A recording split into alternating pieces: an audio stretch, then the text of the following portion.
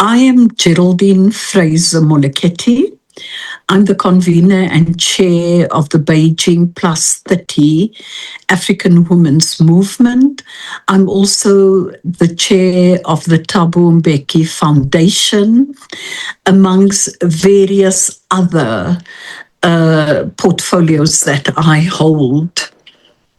I have contributed to chapter 3 of this very important book. And the chapter is entitled Vision, Resilience and Influence. Anchoring vision amid change. Geraldine Fraser-Moleketi's story is one of vision anchored in purpose. A career spanning the struggle for democracy, public administration, international development, academia, and the private sector has been driven by one guiding question. How can leadership serve people, not power? She believes the vision is not a distant ideal, but a working compass, a guide that must be adjusted as circumstances change, yet always points towards justice, inclusion, and equality. She reminds us that women leaders must cultivate the inner compass because external conditions are often volatile.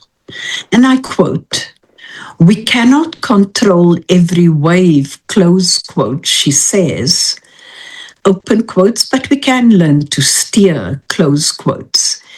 Vision becomes the stabilizing force that keeps purpose intact amid uncertainty.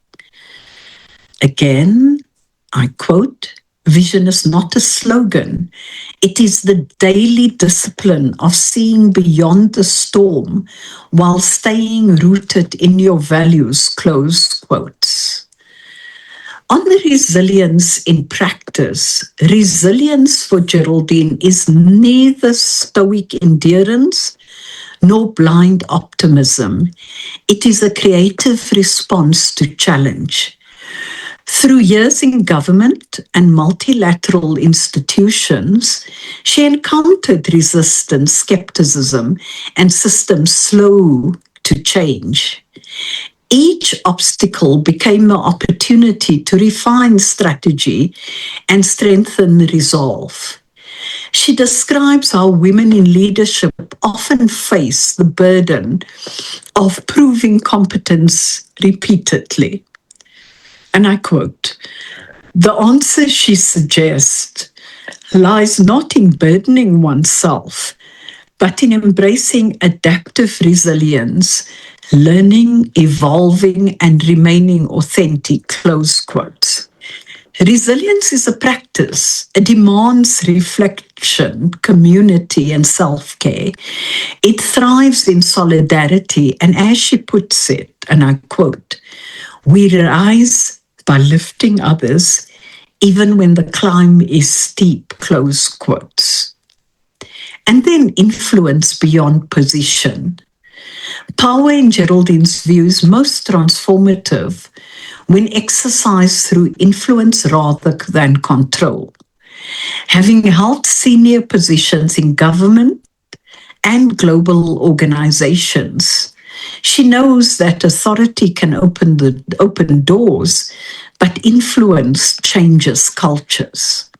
Her deepest impact, she believes, has been through mentoring, whether guiding young civil servants, women in academia, or activists across Africa.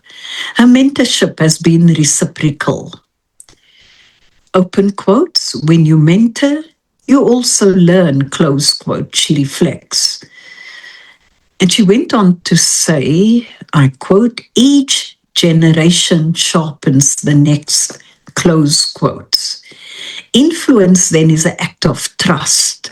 It expands when shared, not hoarded. And I quote, "True leadership is not measured by how many follow you, but how many you empower to lead," close quotes. So lessons for women leaders from Geraldine's insights emerge lessons that ground visionary leaders in daily practice. Anchor in values, so principles outlast circumstances.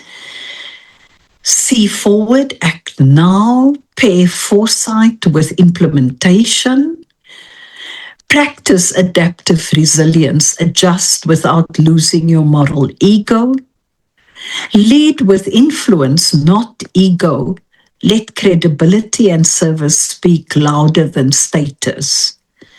Mentor as mutual growth and learn while guiding. And finally, challenge the systemic. Never accept structures that silence or limit participation. These are not theories, they are lived realities drawn from decades of public service and global engagement.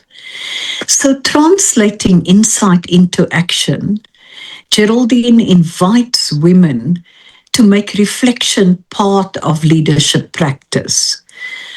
Revisit your vision regularly. Does it reflect your purpose? Build your resilience rituals, quiet moments, supportive peers, inner renewal, and create mentoring circles that include cross-sector and cross-generational voices. And stay visible in integrity. Let consistency build trust. Use your seat, however small, to shift norms and policies that exclude. And I quote, leadership, close quote, she insists, open quotes, is iterative and matures through practice, humility and persistence, close quote. So in conclusion, the ripple of courage. Geraldine Fraser-Moleketi's journey reminds us that effective leadership is not defined by rank, but by reach, by how far one's influence travels through others. Her legacy is not a single role or title. It is the steady ripple of women she has inspired to take their place at decision-making tables. For today's women leaders, her story is a mirror. Your vision is your compass, your resilience is your engine, and your influence is your gift to the next generation. When you lead with purpose, grounded in values and sustained by empathy, you do more than hold power, you transform it.